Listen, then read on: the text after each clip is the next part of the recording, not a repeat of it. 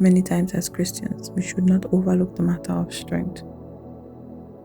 When God decides to upgrade you, when God decides to uplift you, when God decides to change your level, you should still continue to pray for strength, because anytime God decides to lift a man, Satan always has traps surrounding him, and you can easily fall. Even if you think that you have overcome so much stages in your past, that trap that Satan has set for you can still meet you at this new phase.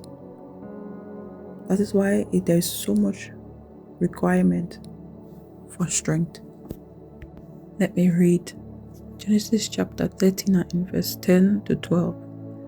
And it came to pass, as she spake to Joseph day by day, that he hearkened not unto her, to lie by her, or to be with her. 11.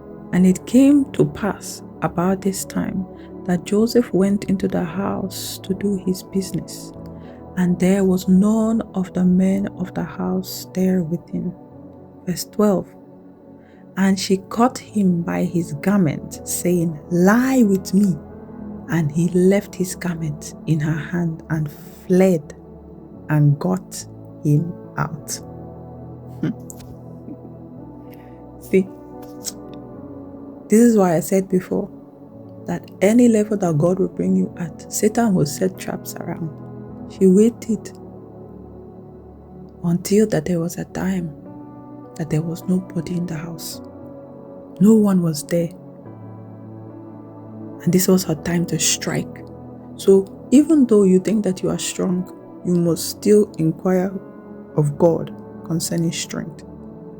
Yes, you need strength, because Satan is waiting for you at any point in time. You can't afford to go on this journey all by yourself.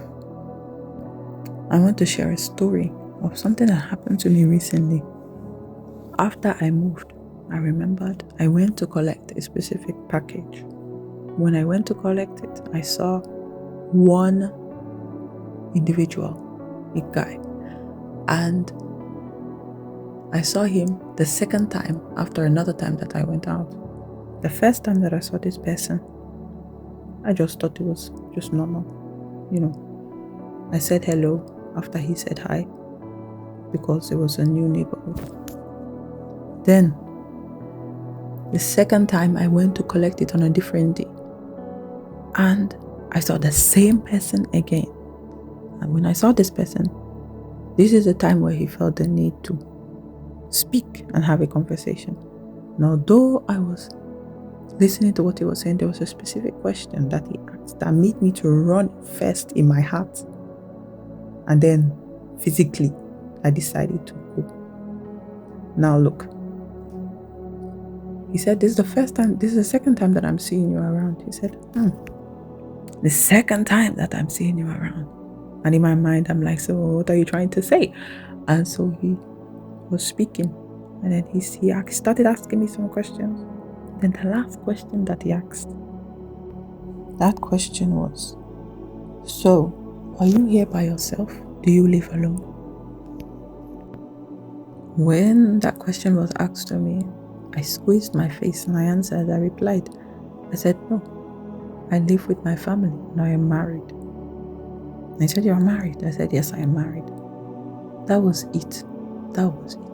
And since from then, I just went to pray. I began to pray in that moment that he was talking. Then, as I went back home, I began to pray even more and ask God to help me and strengthen me, because it seemed as though Satan wanted something to happen in that moment, because the guy seemed as though he was interested. I know what people seems like when they are interested. So I did not let that seed plant in me. So what did I do? I decided to let my husband know, because that is the right thing to do. If you keep it to yourself, you are allowing the seed to grow in secret. So I went to let my husband know. Then we prayed about it. So you see what I'm saying? None of us are strong by ourselves.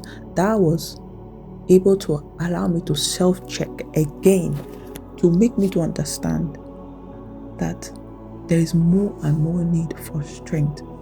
God needs to strengthen me even more. That is why it's important to be honest with yourself. You must be honest with yourself. The reason why Joseph ran is Joseph knew that he himself is not strong. So he ran. Yes, that doesn't depict strength.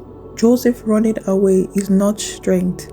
He ran because he couldn't help himself in that moment. So what does that mean?